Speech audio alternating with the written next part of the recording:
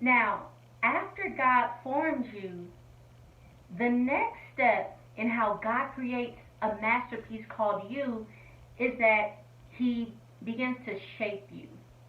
If you have not watched the first part of this series, please go back and watch it because I explain how there's a process here. There's a process to your life of how God makes a masterpiece called you. First, He forms you, and now the second step in this process is that God shapes you.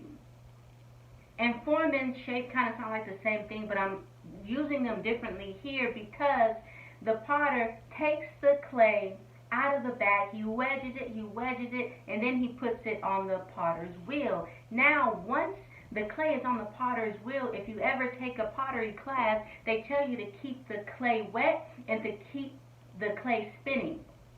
Okay?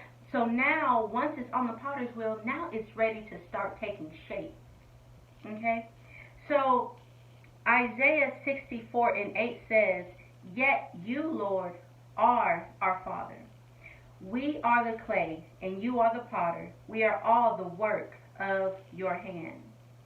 In Isaiah, we know that he's comparing God to a potter.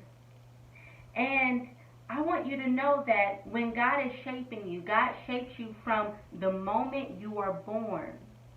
That's when the shaping starts to take place. In your childhood, your early years, God is shaping you. And childhood experiences.